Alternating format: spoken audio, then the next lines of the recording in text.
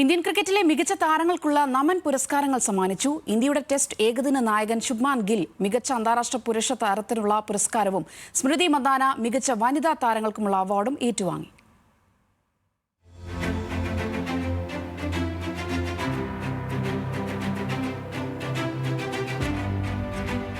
കഴിഞ്ഞ 2 വർഷമായി ലോക ക്രിക്കറ്റിൽ ഇന്ത്യ നടത്തിയ അശ്വമേധത്തിന്റെ വിളംബരമായിരുന്നു 2026 നമൻ പുരസ്കാര വേദി.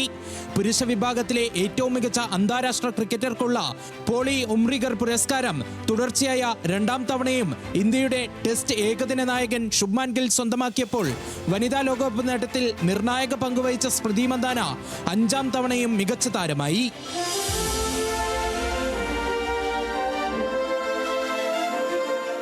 T20 ലോകകപ്പ് ജേതാക്കളായ പുരുഷ ടീമിനെയും ഏകദിന ലോകകപ്പ് നേടിയ വനിതാ ടീം ഉൾപ്പെടെ ICC കിരീടങ്ങൾ നേടിയ ടീമുകളെ BCCI ആദരിച്ചു.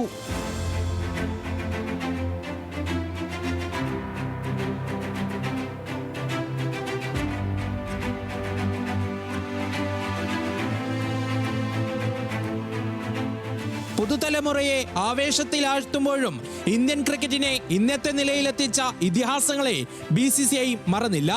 രാഹുൽ ദ്രാവിഡ്, റോജർ ബിന്നി, വനിതാ ക്രിക്കറ്റിലെ വിസ്മയം മിതാലി രാജ് എന്നിവരെ ലൈഫ് ടൈം അച്ചീവ്മെന്റ് അവാർഡ് നൽകി രാജ്യം ആദരിച്ചു.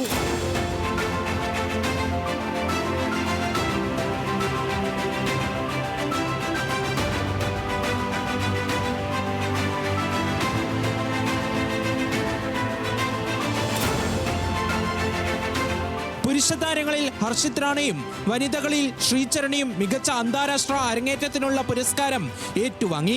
ആഭ്യന്തര ക്രിക്കറ്റിലെ മിന്നും താരങ്ങളും പുരസ്കാര നിശയിൽ തിളങ്ങി. മികച്ച സ്റ്റേറ്റ് അസോസിയേഷനുള്ള പുരസ്കാരം മുംബൈ സ്വന്തമാക്കി.